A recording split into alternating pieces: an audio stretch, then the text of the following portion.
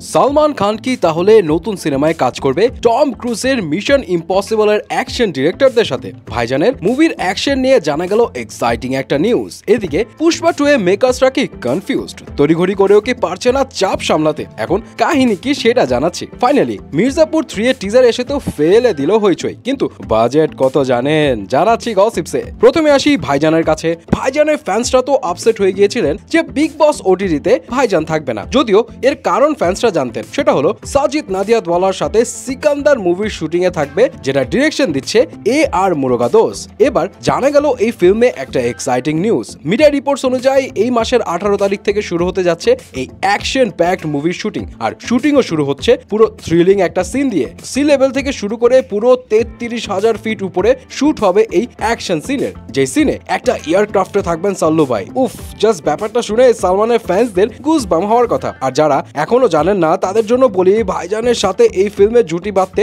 যাচ্ছে সাউথের charming beauty Rashmika Madanna.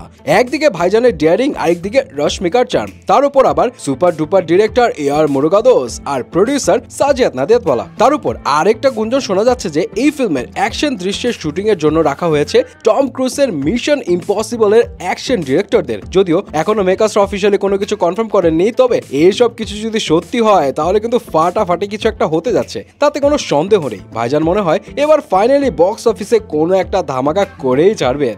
এদিকে পুষ্পা দা রুল নিয়ে এমনিতেই তো সুপার হাইপ চলছে। এ নিয়ে অলরেডি বেশ কয়েকবার রিলিজ ডেট পেছানোর পর কনফার্ম করা হয়েছিল যে এই বছরের অগস্টের 15 তারিখে রিলিজ পেতে যাচ্ছে পুষ্পা 2। কিন্তু এবার আবার নতুন আরেক গুঞ্জন শোনা গেল যে পুষ্পার রিলিজ ডেট আরো এক ধাপ পেছানো হতে পারে। এদিকে পুষ্পা ফ্যান্সরা তো ধৈর্য ধরতে ধরতে পাগল অবস্থা। বিভিন্ন মিডিয়া রিপোর্টস থেকে শোনা যাচ্ছে যে এই পুষ্পা 2 এর কাজ এখনো পুরোপুরি শেষ করে উঠতে পারছেন না মেকাররা, আর একদম সবকিছুর ব্যাপারে শিওর না হয়ে কিছুতেই ফিল্ম রিলিজ দিতে যাচ্ছেন না ডিরেক্টর সুকুমার। যদিও মেকার্সরা এখনো অফিসিয়ালি এ ব্যাপারে কিছুই বলেননি, তবে রিলিজ ডেট পেছানোর এই খবরে ফ্যান্সরা হাল ছেড়ে দেননি, বরং পুষ্পা নিয়ে ফ্যান্সদের মধ্যে হাইপ আরো বেড়ে গেছে। অবশ্য অনেকে এমনও বলছে যে মেকার্সরা ফ্যান্সদের মধ্যে এত হাইপ দেখে মনে হয় সুপার প্রেসারে পড়ে গেছে, যে ফ্যান্সদের এক্সপেকটেশন ঠিকমতো মিট করতে পারবে কিনা। যাই হোক, দেখা যাক শেষমেশ কি হয়। ফাইনালি আসি মির্জাপুর 3 এর কাছে। গত পরশুই তো রিলিজ পেয়েছে মির্জাপুরের 3rd সিজনের টিজার, আর এক টিজারে একদম হইচই ফেলে দিয়েছে। অলরেডি 5 মিলিয়নের উপরে চলে গেছে ভিউ।